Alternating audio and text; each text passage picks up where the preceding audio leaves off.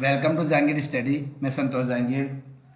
आज हमने बात जो कक्षा 12 की राजनीति विज्ञान है उसके अंदर खंड ए के अंदर जो 4 इकाइयाँ थी वो हमने कंप्लीट कर दी है। और जो 40 नंबर का अपना मैटर था वो कंप्लीट हो गया है। आज से हम खंड ब उसके अंदर भी जैसे 4 इकाइयाँ है उनका हम अध्ययन करेंगे। तो 40 नंबर का जो मैटर है उसको आप ढंग से मेरे हिसाब से सब बच्चों ने पढ़ भी लिया होगा। और हम अगला पाठ शुरू करेंगे। भारत में शासन और लोकतंत्र संबंधित पाठ है खंड ब। उसमें उसके अंदर जो पाठ है राज्य विज्ञान की मूल अवधारणा पढ़ी थी हमने। जो सेकंड पार्ट है भारत में शासन और लोकतंत्र संबंधित जो पार्ट है उसमें 4 इकाई है उनका हम अध्ययन करेंगे। तो सबसे पहले हम देखेंगे इकाई फर्स्ट है। खंड ब के अंदर इकाई फर्स्ट है तो उसका जो पहला लेसन है भारत का संविधान एवं भारत के संविधान की विशेषताएं, उसका हम अध्ययन करेंगे। तो इसके अंदर देखेंगे सबसे पहले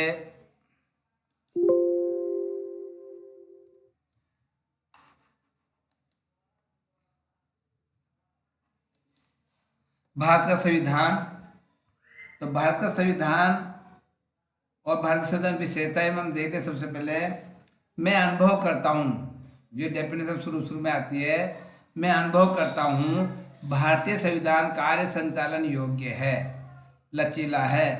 इसमें शांति काल में युद्ध काल में देश की एकता बनाए रखने का सामर्थ्य है।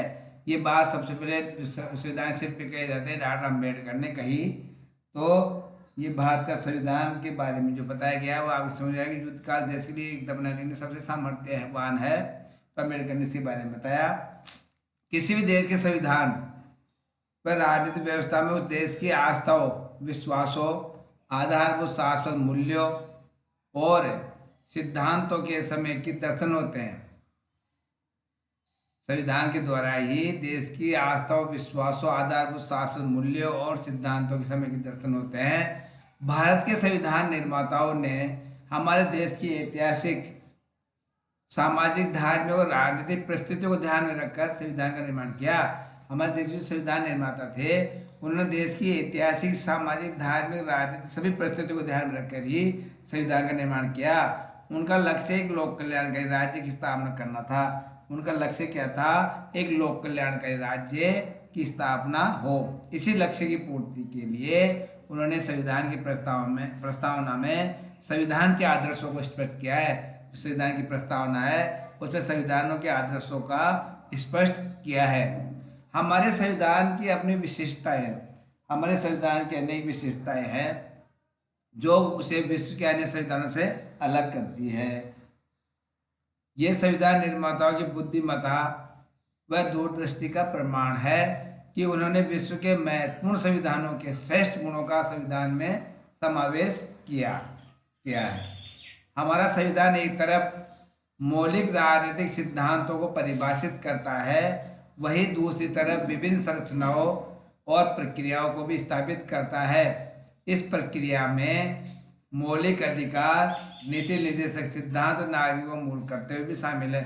आपको इस बात में समझ में आएगी कि हमारा संविधान अन्य संविधान से अलग है। इसमें अनेक विश्व के अनेक संविधानों के गुणों का संविधान में समावेश किया गया है। हमने हर देश के संविधान कुछ विशेष बातें ग्रहण की है। एक बात तुम्हारी किताब में नहीं मगर मैं बताता हूँ, हमारे संविधान को उद्धार का थैला भी कहते हैं। ये संविधान एक नहीं अनेक संविधानों से, अनेक प्रकार की राजनीतियों से ग्रहण किया हुआ सिद्धांत जो संविधान है उसे उद्धार का थैला भी कहते हैं। हमारा संविधान एक तरफ मौलिक राजनीतिक सिद्धांतों को परिभाषित करता है, दूसरी तरफ विभिन्न राजनीतिक संरचनाओं को, प्रक्रियाओं को शामिल करते हैं। जैसे मौलिकता मैंने बताया, नीति निर्देशक तत्व है, मूल कर्तव्य को भी इसमें शामिल है। तो ये मैंने आपको बात बताई। इसके अंदर ये दुनिया का ऐसा लिखित कानूनी दस्तावेज है जिसे लिखने में सर्वाधिक समय 2 वर्ष 11 माह 18 दिन लगे। यानी ये ऐसा संविधान है, ये ऐसा दस्तावेज लिखित संविधान है जिसे 2 वर्ष लिखने में 2 वर्ष 11 माह 18 दिन लगे। इसे संविधान सभा ने तैयार किया था। संविधान किसने तैयार किया था? संविधान सभा ने तैयार किया था। अब संविधान सभा आपको मालूम है हमारे देश के, ये संविधान सभा का निर्माण हमारे देश में हुआ, उसने संविधान बनाया था। उसमें देशी रियासतों के लिए सब शामिल था। आपको कोर्स में नहीं है, मैं थोड़ा पता इसलिए। अब देखिए इसमें संविधान की मूल वैचारिक आधार के व्यक्ति को अत्यंत संक्षिप्त रूप में प्रस्तावना शीर्षक में व्यक्त किया गया है, जिसके पूरी डिटेल हम देखें तो प्रस्तावना में इसके सार सार को शामिल कर दिया गया है। प्रस्तावना से मालूम पड़ जाता है कि इस देश का संविधान कैसा है। प्रस्तावना शामिल किया है, इसमें किसी भी परिस्थिति में परिवर्तन नहीं किया जा सकता है। जो प्रस्तावना में जो चीज़ शामिल है उसको कभी भी हम नहीं बदल सकता है, नहीं बदल सकते, क्योंकि वो संविधान के मूल ढांचे से संबंधित है। संविधान की लोकतंत्र प्रति प्रतिबद्धता सभी लोगों की स्वतंत्रता, समानता व न्याय को सुनिश्चित करता है। भारतीय संविधान की विशेषता मूलतः इसकी प्रस्तावना व्याख्या सिद्धांतों पर आधारित है। तो ये हमारा संविधान हुआ। संविधान के बिना किसी देश के शासन चलाने के लिए संविधान आवश्यक है। तो इस पर हमने संविधान, भारतीय संविधान किस तरह बना, क्या विशेषता हम देखेंगे आगे, क्या क्या संविधान में क्या क्या चीज़ें शामिल की गई, उस सब हम अध्ययन करके कितना समय पढ़ने में लगा, क्या है इसका मतलब संविधान किस प्रकार का, वो हमने भी देखा किस प्रकार का संविधान है, क्या क्या चीज़ें में समाहित हुई है। आगे हम देखते हैं भारतीय संविधान की विशेषताएं। भारतीय संविधान की विशेषता देखते हैं। तो भारतीय संविधान में तकरीबन 20 विशेषताएं है इसके अंदर। तो हम सबका सिलसिलेवार अध्ययन करेंगे। आपको मैंने इसमें जैसे भारतीय संविधान विशेषता, इसमें मुख्य मुख्य चीज़ें मैंने डाली है। क्वेश्चन है भारतीय संविधान की विशेषताओं का उल्लेख कीजिए, क्वेश्चन आ जाए आपके बोर्ड में। तो आपको जो मैंने पॉइंट्स डाले हैं, किसी में मैंने इसकी व्याख्या नहीं की, मैंने इसमें से मोस्ट चीज़ों के कुछ पॉइंट डाले हैं। तो इस पॉइंट्स को आपको याद होना चाहिए। ये 20 पॉइंट्स आपको याद है तो आप इसको बिना, अगर इसका सार आपको याद नहीं तो पॉइंट्स के आधार पर भी आप इसको कर सकते हो। आप सभी बोर्ड के विद्यार्थी से मेरा कहना यही है कि जो मुख्य मैंने इसमें जो भारतीय संविधान की विशेषता मैंने पॉइंट्स डाले, इसमें मैंने किताब से इसमें छांट के जो इतना भी नहीं डाला कि कई बार मैंने खाली छोड़ा, क्या आवश्यक नहीं समझा, मैंने कुछ मुख्य बातें मैंने इसमें डाली है।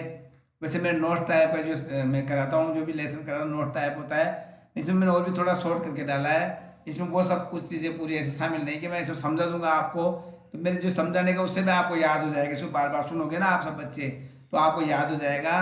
तो कई जो विशेषता है जैसे 20 प्रकार उन्होंने कई होगी, तो मैंने विस्तार नहीं डाला, कुछ मुख्य चीज़ डाली, किसी को मैंने सिर्फ छोड़ा है, मैं समझा दूंगा आपको।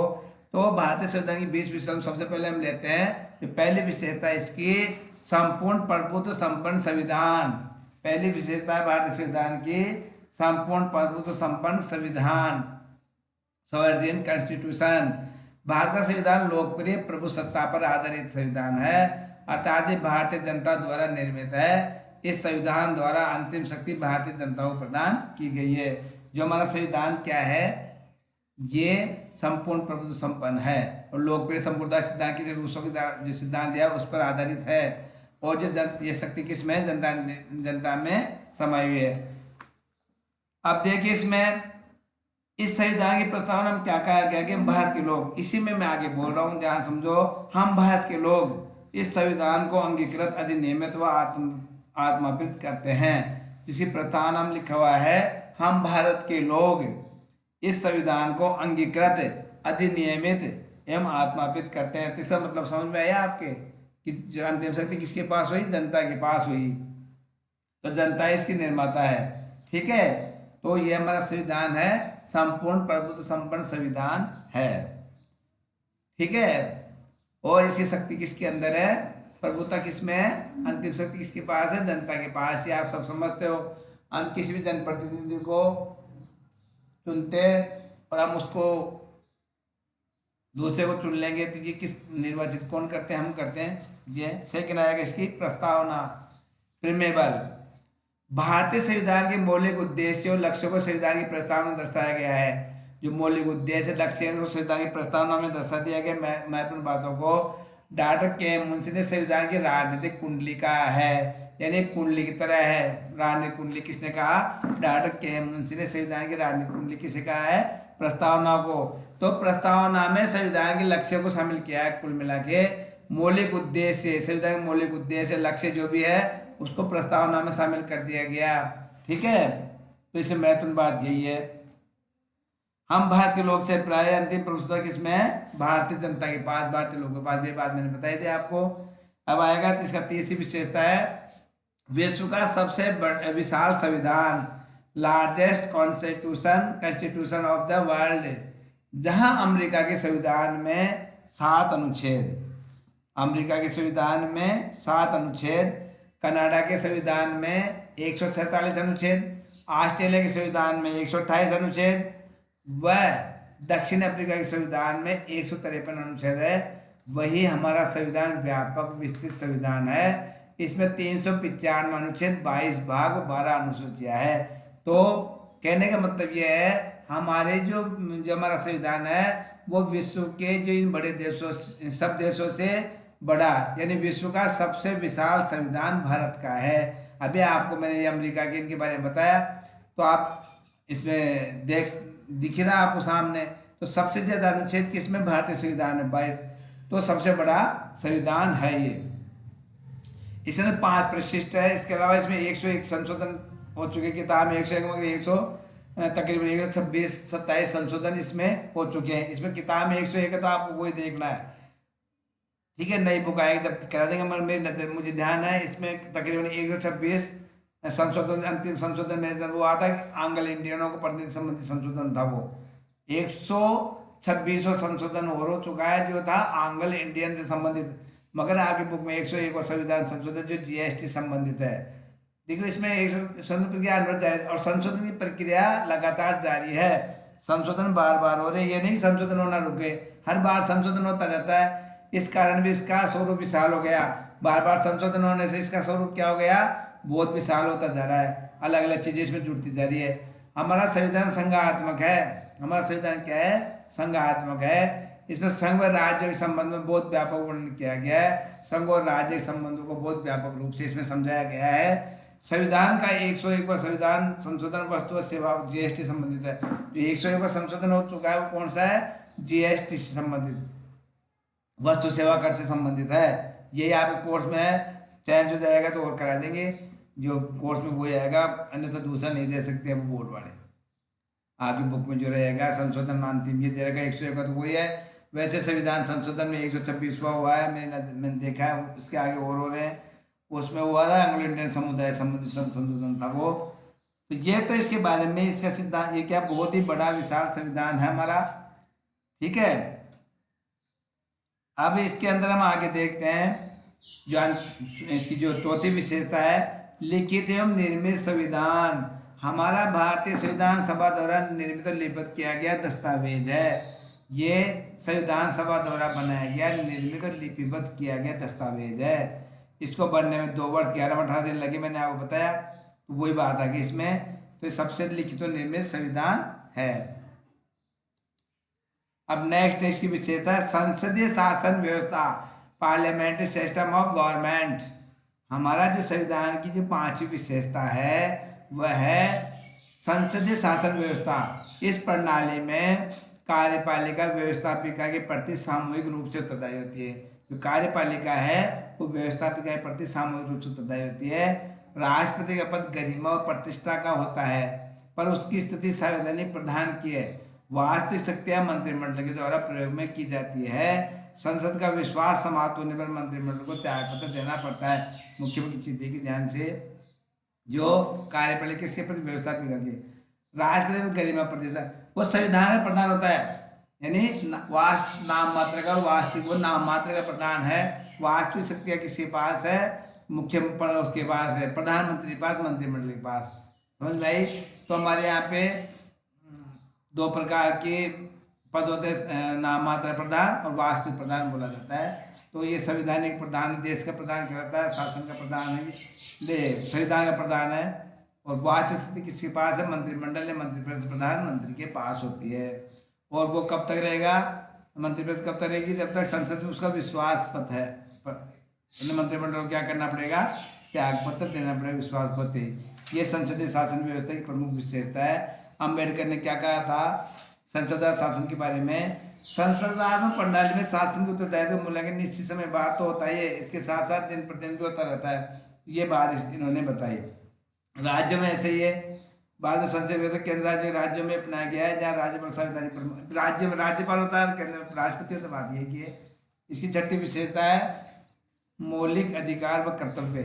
मौलिक अधिकार क्या है? इसके अंदर भारतीय संविधान में नागरिक मूल अधिकारों का वर्णन संविधान के भाग 3 में अनुच्छेद 12 से लेकर 35 तक में किया गया है। मौलिक अधिकार जो मूल अधिकार है उसका वर्णन संविधान के अनुच्छेद संविधान के भाग 3 अनुच्छेद 12 से 35 तक में किया गया है। तो मौलिक अधिकार कौन कौन से आपके, इसमें पहले 7 मौलिक अधिकार थे संविधान में, 7 मौलिक अधिकार थे, तो एक अधिकार को, संपत्ति के अधिकार को इसमें से हटा दिया गया है। तो देखिए संविधान निर्माण में पहला अधिकार समता का अधिकार, जो पहला अधिकार था इसमें समता का अधिकार मीन्स समानता का अधिकार। सेकंड अधिकार है स्वतंत्रता का अधिकार। थर्ड अधिकार है शोषण के विरुद्ध अधिकार। और जो इसका फोर्थ अधिकार है धार्मिक स्वतंत्रता का अधिकार। और पांचवा जो अधिकार है संस्कृत में शिक्षा संबंधी अधिकार। और जो नेक्स्ट है संवैधानिक उपचारों का अधिकार। और जो अंतिम है संपत्ति का अधिकार, उसको हटा दिया गया है। तो 7 प्रकार के अधिकार थे पहले, ठीक है। अब इसमें क्या हुआ, भारतीय संविधान में 44वां संविधान संशोधन हुआ, उसमें जो संपत्ति का अधिकार है उसको मौलिक अधिकारों की सूची से हटा दिया गया है, मौलिक अधिकारों से हटा दिया गया है। और अब वर्तमान में मौलिक अधिकारों की संख्या कितनी रह गई है, 6 रह गई है। इन अधिकारों का कोई हनन करता है तो व्यक्ति न्यायालय की शरण ले सकता है। इस न्यायालय के बारे में मैंने आपको बताया था। जो सर्वोच्च न्यायालय का प्रथम मुख्य कर्तव्य है मूल अधिकार संरक्षण कौन है, सर्वोच्च न्यायालय। वैसे उच्च न्यायालय भी है, मगर सर्वोच्च न्यायालय कभी भी इनके बारे में जो अंतिम शरण उसमें वो कभी भी मौलिक अधिकार की सीधी मना नहीं कर सकता, तो न्यायालय शरण ले सकते हैं। 88वें संविधान संशोधन दिसंबर 2002 को, जो कि जुलाई 2009 में पारित हुआ, 1 अप्रैल 2010 को लागू किया गया। 1 अप्रैल 2010 को इसको लागू किया गया। और इसके बाद में प्रारंभिक शिक्षा को मूल अधिकार के रूप में संविधान में शामिल कर लिया गया है। जो प्रारंभिक शिक्षा 6 से 14 वर्ष के बच्चों की उम्र के सभी बच्चों को अनिवार्य और निःशुल्क शिक्षा प्राप्त हो की व्यवस्था करना राज्य का दायित्व है, ये इसमें शामिल किया गया है। तो इसके अलावा अधिकार स्वतंत्र का अधिकार भी जोड़ा गया है। 42वें संविधान संशोधन चिंतन के द्वारा नागरिकों के जो 10 मूल कर्तव्य निर्धारित किए गए, इसमें संविधान संशोधन द्वारा 10 कर्तव्य निर्धारित किए गए हैं। तो इसमें मैंने आपको बताया शिक्षा का अधिकार कब जोड़ा गया, 28 इसको जोड़ा गया था, 1 अप्रैल 2010 को जोड़ा गया। और अनुच्छेद 21 के अंदर एक नया अनुच्छेद 21 क्या जोड़ा गया है, इसमें 6 वर्ष के बच्चों को अनिवार्य शिक्षा प्रदान की जाएगी, अनिवार्य शिक्षा प्रदान करना रखा गया है। इसके अलावा 42वें संविधान संशोधन गुर्जर छिंतर के दौरान नागरिकों को 10 मूल कर्तव्य निर्धारित किए हैं, जिनका पालन करना प्रत्येक नागरिक का संवैधानिक दायित्व है। इसमें संविधान का पालन करना, भारत की संप्रभुता, एकता और अखंडता की रक्षा करना, भाईचारे की भावना रखना। इसमें मूल कर्तव्य 10 मूल कर्तव्य हैं। उसमें मैंने आपको बताया 10 मूल कर्तव्य में क्या क्या चीज़ें शामिल थी। उसमें प्रत्येक नागरिक का संविधान क्या क्या था, संविधान का पालन करना, भारत की संप्रभुता, एकता, अखंडता की रक्षा करना और भाईचारे भावना बनाए रखना, प्रकृति की रक्षा करना, पर्यावरण की रक्षा करना। 1 अप्रैल 2000 से लागू शिक्षा के अधिकार संबंधित 86वें संविधान संशोधन द्वारा, 86वें संविधान संशोधन के द्वारा क्या किया गया था, 6 से 14 वर्ष की आयु के बच्चों को शिक्षा के अवसर उपलब्ध कराना अभिभावक का कर्तव्य है। वर्तमान मूल कर्तव्य की संख्या 11 है। ये 11 जोड़ा गया था 2010 के अंदर, ठीक है। पहले 10 थे, तो 11 मूल कर्तव्य इसमें शामिल कर लिया गया है।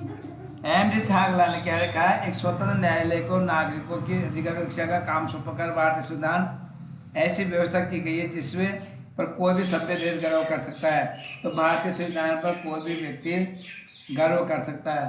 42वें संविधान संशोधन गुंजर चिंताधार मैंने आपको बताया 10 कर्तव्य जुड़े गए हैं और 11 कर्तव्य जोड़ा गया है 1 अप्रैल 2010 के बाद में। अब आता आपके 7 विशेषता इसकी, राज्य के नीति निर्देशक तत्व, directive principle of state policy. नीति तत्व में क्या है, आयरलैंड के संविधान से, जो आयरलैंड देश के संविधान से प्रेरित होकर संविधान के भाग 4 में नीति निर्देशक तत्वों का वर्णन किया गया है। राज्य के नीति निर्देशक तत्व वे विचार है जो भविष्य में बनने वाली सरकारों के समक्ष पथ प्रदर्शक की भूमिका निर्वहन करते हैं। ये सरकार के पथ प्रदर्शक की भूमिका निर्वहन करते हैं, समक्ष क्या करते हैं, पथ प्रदर्शक की भूमिका निर्वहन करते हैं। इनके क्रियान्वयन के लिए सरकार को बाध्य नहीं किया जा सकता। जो निर्देशक तत्व है वो हमारे संविधान के भाग 4 में अनुच्छेद 36 से 51 में इनको शामिल किया गया है। 36 से 51 जो अनुच्छेद है उन्होंने शामिल किया गया है। ये सरकार के पथ प्रदर्शक कार्य करेंगे। जो 8वीं विशेषता है इसकी, समाजवादी राज्य। 42वें संविधान संशोधन 1976 द्वारा भारत को समाजवादी गणराज्य घोषित किया गया है, यदि मूल संविधान में सदप्रयुक्त नहीं था। 42वें संविधान संशोधन के बाद में भारत में समाजवाद को शामिल किया गया और भारत को क्या बना दिया गया, समाजवादी गणराज्य घोषित किया गया है। पहले ये शामिल नहीं था। नेक्स्ट है वयस्क मताधिकार। वयस्क मताधिकार मतलब आप समझते हो, जो भी वयस्क हो मताधिकार प्रयोग कर सकता है। तो इसमें क्या बताया गया, देखो ध्यान से, हमारे देश में संविधान में 18 वर्ष की आयु का प्रत्येक व्यक्ति नागरिक मताधिकार का प्रयोग कर सकता है। यद्यपि मूल संविधान में जब शुरू में संविधान बना हमारा निर्माण हुआ तो उस समय जो वयस्कता की आयु थी 21 वर्ष निर्धारित की गई थी, उसको घटाकर 61वां संविधान संशोधन हुआ 1989 में, उसको घटाकर 18 वर्ष कब किया गया, 61वें संविधान संशोधन के बाद में। मेरी बात ध्यान सुनो, इसको ऐसे कैसे याद रखो।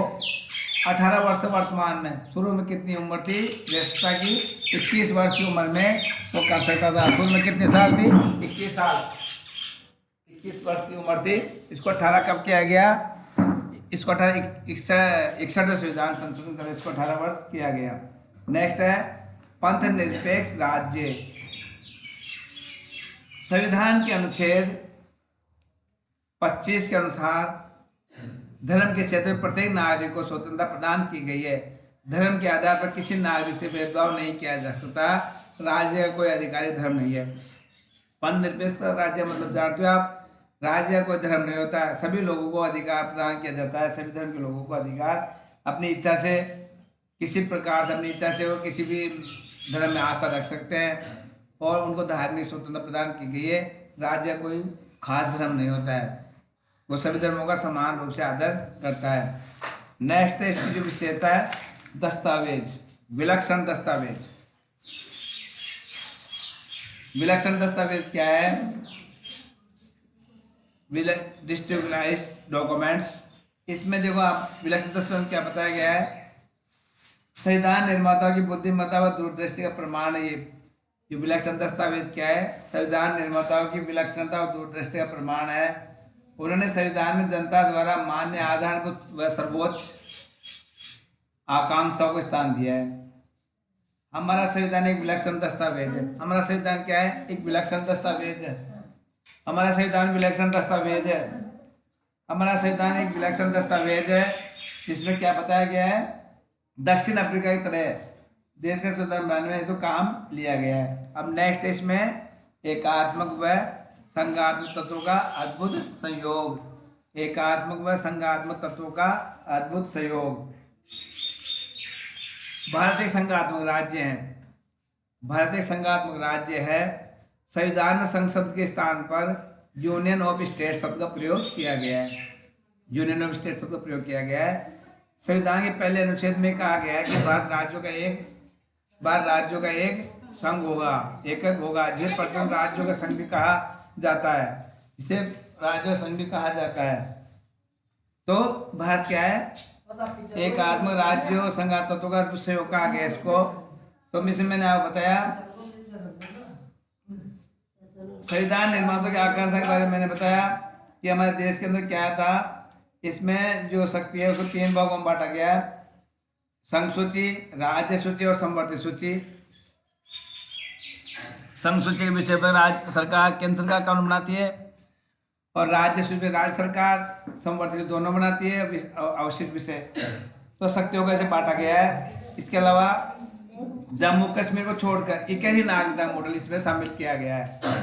तो इसमें एक ही नागरिकता है और केंद्र राज्य के लिए मैंने क्या बताया, राज्य पूर्ण अधिकार केंद्र को दिया गया है। जम्मू कश्मीर को छोड़कर राज्य अपना प्रत्यक्ष संविधान नहीं रख सकते, यानी राज्य का और केंद्र का संविधान समान हो, अलग संविधान नहीं हो सकता। ये सब बातें किसमें शामिल की गई है? भारतीय संविधान के एकात्मक संविधान दस्तावेज में शामिल की गई है। अब आता है नेक्स्ट, इसकी विशेषता है स्वतंत्र न्यायपालिका। कार्यपालिका आदेश था न्यायपालिका काम यदि संवैधानिक व्यवस्था का उल्लंघन करते हैं तो न्यायपालिका को न्यायिक पुनरावलोकन द्वारा उन्हें अवैध घोषित करने का अधिकार है। स्वतंत्र न्यायपालिका की बात हम करते हैं तो आप समझते हो इसके बारे में। संविधान की सर्वोच्चता, प्रजातंत्र रक्षा, जनता के बोले तो सुरक्षित। भारतीय संविधान में कई संवैधानिक व्यवस्था की गई है। भारत के राष्ट्रपति द्वारा सर्वोच्च तथा उच्च न्यायालय के न्यायाधीश नियुक्ति की जाती है तथा उन्हें संसद में महाभियोग द्वारा हटाया भी जा सकता है। कार्यपालिका आदेश व्यवस्था में नहीं बताया तो उन्हें अवैध घोषित करना। अनुच्छेद 32 के अंतर्गत पुनरावलोकन द्वारा बंदी प्रत्यक्षीकरण अधिकार परीक्षा जैसे लेखों को जारी किया जा सकता है। बंदी प्रत्यक्षीकरण अधिकार परीक्षा प्रतिषेध जो रिट होती है वो रिट जारी कर सकता है न्यायालय। न्यायिक स्वतंत्र उद्देश्य प्राप्त करने के लिए व्यवस्थाएं की गई है। नेक्स्ट इसमें जो 14 है कठोरता और लचीलेपन का मिश्रण। भारतीय संविधान कठोरता व लचीलेपन का मिश्रण है। किसी भी देश की परिस्थितियों में बदलाव के साथ संवैधानिक संशोधन की आवश्यकता होती है। संवैधानिक संशोधन के लिए कठोर संविधान और उसके बारे में मैंने आपको क्या बताया, कठोर संविधान, कठोरता लचीलेपन का मिश्रण के बारे में। संविधान कठोरता लचीलेपन का मिश्रण है। किसी देश की परिस्थितियों में बदलाव के साथ संवैधानिक संशोधन की आवश्यकता होती है। संवैधानिक संशोधन के लिए कठोर संविधान में संशोधन विधि अनुच्छेद 368 में दी गई है। संविधान में संशोधन व्यवस्था कुछ भागों के संबंध में कठोर तो कुछ में लचीली रखी गई है। संविधान में कठोरता का समावेश संयुक्त राज्य अमेरिका से और लचीलेपन का ब्रिटेन से। याद रखने की बात है बेटा, यानी संविधान के बारे में मैंने आपको बताया हमारे देश का संविधान कठोर और लचीला दोनों का मिश्रण है। तो कुछ मैंने भी बताया वो कुछ परिस्थितियों को हम साधारण विधि द्वारा चेंज कर सकते हैं, कुछ चीज़ों को, कुछ के लिए में कठोर विशेष उसकी आवश्यकता पड़ती है। तो जो कठोरता की जो हमने लिए संविधान में कठोरता का समय किससे, संयुक्त राज्य अमेरिका से, और जो लचीलापन हमने लिया ब्रिटेन के संविधान से। तो ये दो अन्य मैंने आपको पहले बताया था हमारा संविधान उदार का थैला कहलाता है। तो उसी प्रकार हमने अनेक देशों के संविधानों से कुछ न कुछ लिया है। नेक्स्ट आते हैं इसमें जो 15वीं की विशेषता है न्यायिक पुनरावलोकन व संसदीय संप्रभुता का समन्वय। हमारे देश के संविधान में न्यायिक पुनरावलोकन और संसदीय सर्वोच्चता की विशेषता भी है। भारतीय संविधान न्यायिक पुनरावलोकन के सिद्धांत संसदीय संप्रभुता के मध्यम मार्ग को अपनाया है। हमारे संविधान में संसद को सर्वोच्च बनाया गया। हमारे देश में संसद सर्वोच्च है, संसद को सर्वोच्च बनाया गया है। साथ ही उसके नियंत्रण करने के लिए सर्वोच्च न्यायालय को संविधान की व्याख्या करने का अधिकार दिया गया। संसद को सर्वोच्च बनाया गया मगर उसकी व्याख्या कौन कर सकता है? न्यायपालिका। तो इसमें क्या हो गया है, न्यायिक पुनरावलोकन संसदीय सर्वोच्चता के सिद्धांत का समन्वय दोनों का ये अपनाया गया है। तो मध्यम मार्ग को अपनाया गया है। ठीक है, न्यायिक पुनरावलोकन शक्ति के माध्यम से सर्वोच्च न्यायालय कार्यपालिका उस आदेश और संसद द्वारा निर्मित विधि को अवैध घोषित करता है जो संविधान की भावना के अनुरूप हो। इन न्यायिक पुनरावलोकन का मतलब क्या होता है कि जो व्यवस्थापक जो कानून बनाया गया और कार्यपालिका ने आदेशों को वो न्यायिक पुनरावलोकन के द्वारा अवैध घोषित कर सकती है जो संविधान का अतिक्रमण करती है। नेक्स्ट विशेषता इसकी विश्व शांति का समर्थक, यानी भारतीय संविधान क्या है, विश्व शांति का समर्थक कैसे है? वसुधैव कुटुंबकम के सिद्धांत को अपनाते हुए भारतीय संविधान में विश्व शांति का समर्थन किया है। नीति तत्व में अनुच्छेद 51 के अनुसार हमारे संविधान में नीति तत्व के अनुच्छेद 51 में राज्य का एक कर्तव्य है कि वह अंतर्राष्ट्रीय शांति और सुरक्षा राष्ट्रों के बीच न्यायपूर्ण सम्मानजनक संबंधों की स्थापना करे। अनुच्छेद 51 में बताया गया है कि हमारा जो ये व्याख्या करता है कि अंतर्राष्ट्रीय शांति बनाना कर्तव्य हमारे देश का कर्तव्य है। अनुच्छेद 51 के द्वारा बताया गया है और शांति सुरक्षा की व्यवस्था करना देश का प्रमुख कर्तव्य है। तो ये 51 दर्शाता है। और वसुधैव कुटुंब की भावना हमारे सिद्धांत शुरू से ही है। इस वजह से हम कह सकते हैं कि भारतीय हमारा संविधान विश्व शांति का समर्थक है। और एक खास बात और ध्यान समझो, भारत न तो किसी देश की सीमा आंतरिक मामला सेव करना चाहता है और न अपने देश किसी देश में सेव बर्दाश्त करता है। भारत ने कूटनीतिक नीति अपनाई, वो भी इसका समर्थन करती। विश्व शांति का भारत ना तो किसी के आंतरिक मामले से हस्तक्षेप करना चाहता और ना ही वो अपने मामले में किसी का हस्तक्षेप की आवश्यक मानता है, तो ये विश्व शांति का समर्थक है। नेक्स्ट है आपातकालीन उपबंध। आपातकालीन उपबंध का मतलब इमरजेंसी प्रोविजंस क्या है? संविधान के भाग 18 के अंदर, बेटा संविधान के भाग 18 के अंदर आपातकालीन उपबंधों का उल्लेख किया गया है। भाग 18 को आप पढ़ोगे तो उसमें मिलेगा। मैंने इसे पढ़ा है। अनुच्छेद 352, 356, 360 ये तीनों आपातकाल संबंधित है। तो सबसे पहले 352 की बात करी थी, है बाह्य आक्रमण, सशस्त्र विद्रोह एवं युद्ध की स्थिति में, युद्ध की स्थिति में और युद्ध की स्थिति में लिखा गया है, युद्ध की स्थिति में बताया गया। और अनुच्छेद 356 का मतलब है संवैधानिक राज्य में संविधान की विफलता की बात करता है। अगर राज्य में संविधान विफल हो गया तो वहां पे क्या लग जाएगा? आपातकाल लागू हो जाएगा। और अनुच्छेद 360 क्या करता है? अनुच्छेद किसी बात करता है? वित्तीय संकट की बात। अगर वित्तीय स्थिति खराब है, वित्तीय संकट हो गया और देश के अंदर वित्तीय की इस संकट उत्पन्न होने के कारण आपातकाल लागू किया जा सकता है। देश या देश के सब किसी भागों में आपातकाल लागू करना, इसमें ये 3 प्रकार में 352, 356, 360 है। यह आपातकालीन उपबंध हमारे संविधान के भाग 18 में उल्लेखित है। अब अगली बात करते हैं जो विशेषता है, इकहरी नागरिकता, सिंगल सिटीजनशिप। भारतीय संविधान द्वारा संघात्मक शासन व्यवस्था की गई है और सामान्यतः संघ राज्य के नागरिकों को दोहरी नागरिकता प्राप्त होनी चाहिए। वैसे जब आप मैं बात कर रहा हूँ, हमारे संविधान संघात्मक बना तो दोहरी नागरिकता होती है, मगर हमारे देश की जो दोहरी नागरिकता कैसे पता है आपको? प्रथम संघ की नागरिकता द्वितीय राज्य की, जिस राज्य के नागरिक है। मगर हमारे देश के जो संविधान में इकहरी नागरिकता को ही अपनाया गया है। कोई भी व्यक्ति किसी भी राज्य का है वो क्या कहलाएगा? दूसरे देश में भारतीय कहलाएगा। तो इकहरी नागरिकता हमारे संविधान की विशेषता है। संघात्मक होते हुए भी इकहरी नागरिकता हमारे संविधान निर्माताओं ने अपनाई है। इकहरी नागरिकता तो उसको अपनाया है, ठीक है। नेक्स्ट जिसकी विशेषता है आपके, वह है लोक कल्याणकारी राज्य की स्थापना का आदर्श। हमारे जो संविधान की विशेषता में आता है, अगली विशेषता है लोक कल्याण के राज्य की स्थापना। संविधान के निर्देश तत्वों से स्पष्ट होता है, संविधान के निर्देश तत्वों से स्पष्ट होता है कि हमारे देश के अंदर लोक कल्याणकारी आदर्श को अपनाया गया है। संविधान के नीति निर्देशक तत्वों से स्पष्ट हो जाता है कि संविधान निर्माताओं द्वारा संविधान के माध्यम से लोक कल्याण के राज्य की स्थापना आदर्श निश्चित किया है। केंद्र राज्य सरकार नागरिकों को पौष्टिक भोजन, केंद्र और राज्य सरकारें नागरिकों को पौष्टिक भोजन, आवास, वस्त्र, शिक्षा, स्वास्थ्य की सुविधा उपलब्ध करवाए विकट परिस्थिति में। तो ये किसका कर्तव्य है? केंद्र राज्य सरकारों का। जब आपातकाल की स्थिति हो जाए मान लो, तो सारी जिम्मेदारी किसकी बनेगी? केंद्र व राज्य सरकारों की। आज भी ऐसी स्थिति, अभी आप इस समय वर्तमान में जैसे देख रहे हो आप, तो केंद्र सरकार राज्य सरकार मदद कर नहीं रही क्या? जैसे ये बीमारी है, अपने कोरोना वायरस वाली जो बीमारी है फैली हुई है, तो इस समय केंद्र राज्य सरकार के द्वारा कई योजनाएं प्रसारित की जा रही है। तो वही बात है, तो ये सब सुविधा है। तो राज्य स्वरूप कैसा है? लोक कल्याणकारी, जनता कल्याण करना स्वरूप, ये इसकी विशेषता है। और नेक्स्ट जो अंतिम विशेषता है इसकी, अल्पसंख्यक एवं पिछड़े वर्गों के कल्याण की विशेष व्यवस्था। भारतीय संविधान में अल्पसंख्यकों के धार्मिक, भाषाई और सांस्कृतिक सुरक्षा के लिए विशेष व्यवस्था की गई। अब आप ये अल्पसंख्यक का मतलब समझते क्या होती है? जो जनसंख्या में कम हो। अल्पसंख्यक वर्ग में जैन, बौद्ध, मुस्लिम, ईसाई, ये सब क्या है? अल्पसंख्यक वर्ग संबंधित है। तो इनकी तो रक्षा के लिए विशेष व्यवस्था करता है।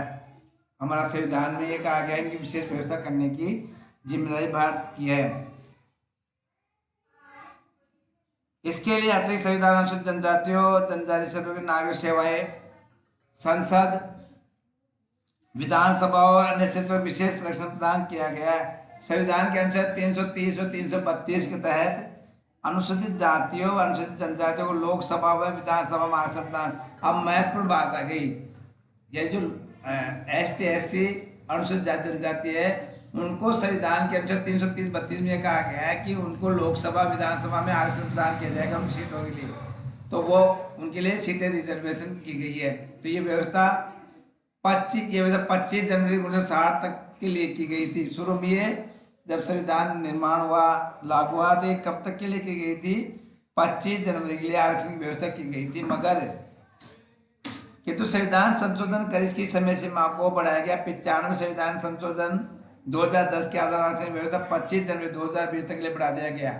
25 जनवरी 2000 तक बढ़ा दिया गया था इसको। तो ये व्यवस्था हर बार बढ़ती रहती है, आरक्षण कभी हटा नहीं है, ये याद रखने की बात है। तो इनके लिए ये क्या करती है, आरक्षण की व्यवस्था अनुच्छेद 330 और 332 के तहत की गई है।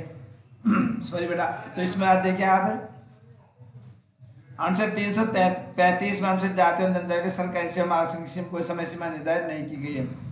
अनुसूचित जाति जनजाति ST के लिए अनुच्छेद 335 में ये कहा गया कि आरक्षण की कोई समय सीमा निर्धारित नहीं है। अन्य पिछड़ा वर्ग के लिए केंद्र सरकारी सेवा में सितंबर 1993 27% लागू किया गया और अन्य पिछड़ा वर्ग के लिए भी केंद्र सरकारी सेवा के लिए सितंबर 1993 के अंदर 27% आरक्षण लागू किया गया था। ये आरक्षण ये जो मैंने बताया, तो ये पिछड़े वर्गों के लिए, अल्पसंख्यक वर्गों के लिए विशेष व्यवस्था करने का भी संविधान में उल्लेख किया गया है। अब देखेंगे प्रस्तावना क्या होती है। हमारे देश की प्रस्तावना देखिए, प्रिमेबल प्रस्तावना याद करनी है आपको, सब बच्चों को ध्यान रखो इसको। प्रस्तावना क्या है? देखिए, हम भारत के लोग भारत को एक संपूर्ण प्रभुत्व संपन्न, समाजवादी, पंथ निरपेक्ष, लोकतंत्रात्मक गणराज्य बनाने के लिए तथा उसके समस्त नागरिकों को सामाजिक, आर्थिक और राजनीतिक न्याय, विचार, अभिव्यक्ति, विश्वास, धर्म और उपासना की स्वतंत्रता, प्रतिष्ठा, अवसर, समानता प्राप्त कराने के लिए तथा उन सब में व्यक्ति की गरिमा, राष्ट्र की एकता, अखंडता सुनिश्चित करने वाली बंधुता बढ़ाने के लिए दृढ़ संकल्प होकर अपनी संविधान सभा में आज तारीख 26 नवंबर 1949 ईस्वी को मिति मांग शीर्ष शुक्ल सप्तमी संवत 2006 विक्री को एतद द्वारा इस संविधान को अंगीकृत, अधिनियमित और आत्मापित करते हैं। जो प्रस्तावना है ना, इसमें संविधान का संपूर्ण ये जो रूप है उसमें आप देख सकते हो। प्रस्तावना के अंदर संविधान की जो मुख्य चीजें इसमें समाहित है। तो प्रस्तावना हमारे संविधान, हर देश की अगर देखना संविधान की जो विशेषता देखना चाहो तो प्रस्तावना में समाहित है। थैंक यू बेटा।